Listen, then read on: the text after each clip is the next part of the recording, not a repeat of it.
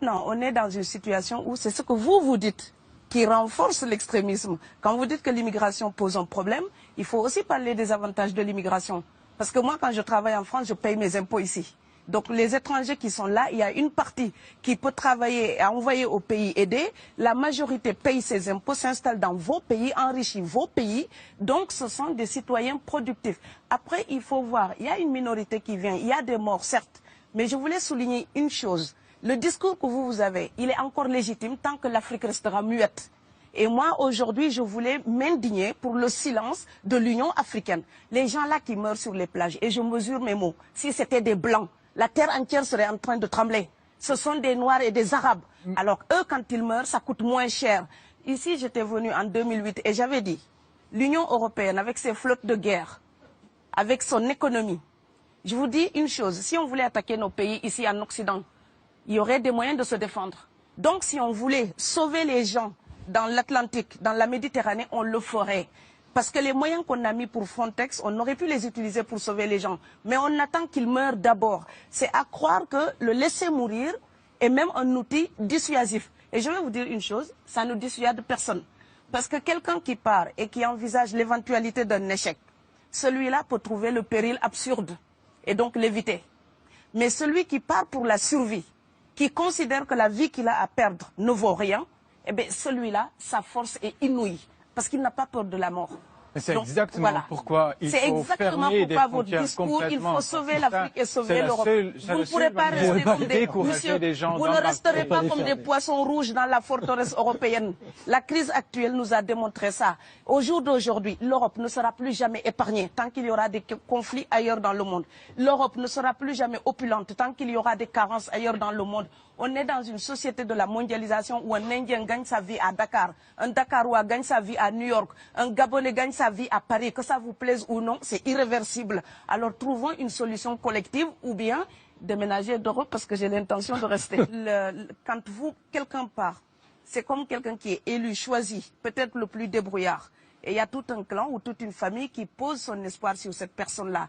Monsieur, là, je vous vois bien habillé, bien nourri. Si vous étiez affamé chez vous, peut-être que votre famille serait ravie d'imaginer que vous pourriez aller gagner de quoi faire vivre les autres. Donc c'est aussi une solidarité qui est en œuvre. On laisse partir quelqu'un, on compte sur lui. Vous allez me laisser terminer. Et Schengen, entre guillemets Schengen, ça me permet d'être invité aux Pays-Bas, monsieur, donner des conférences dans vos universités. Quand ils trouvent que mon cerveau est convenable, là, ils l'utilisent. Par contre, ils sont embêtés à l'idée d'avoir mon frère, qui n'est pas aussi diplômé que moi et qui pourrait avoir peut-être envie de travailler dans le bâtiment. Donc, vos pays deviennent schizophrènes. On ne peut pas trier les gens comme ça avec les étrangers utiles et les étrangers néfastes. Et la deuxième chose que je veux dire aussi, c'est que les Européens, là, on voit des Africains qui viennent, d'accord? Ce mouvement, ce déplacement de population, on le voit. Mais on ne voit pas le mouvement des Européens allant vers les autres pays. Alors celui-là, c'est le mouvement des puissants, ceux qui ont l'argent, ceux qui ont le bon passeport. Donc vous allez au Sénégal, vous allez au Mali, vous allez dans n'importe quel pays du monde, au Canada, aux États-Unis, partout où je vais, et je voyage tout le temps, je croise des Français, des Allemands, des Hollandais. Je les rencontre partout sur cette planète parce qu'ils ont le bon passeport. Donc, comme avec l'exotisme, l'Europe s'était arrogé le précepte unique, unilatéral, de l'exotisme. Les autres sont exotiques. Alors que pour quelqu'un de mon village, il n'y a rien de plus exotique que quelqu'un d'Amsterdam. Maintenant, pour l'étranger aussi, pour les voyages des temps modernes avec la mondialisation, quand les pauvres viennent vers vous, il y a des mouvements de foule qu'il faut bloquer. Mais quand vous, avec votre passeport et avec toutes les prétentions que cela donne, vous débarquez dans les pays du tiers-monde, là, vous êtes en terrain conquis.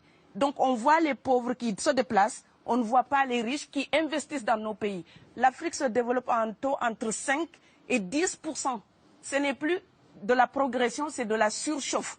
Sauf que quand des pays du tiers-monde se développent et qu'ils n'ont pas les moyens pour gérer tout ça, il faut une ingénierie, il faut une formation, il faut des populations pour installer une démocratie. Là, cette surchauffe-là, vous avez besoin qu'on reste dominé pour servir de débouché à l'industrie européenne.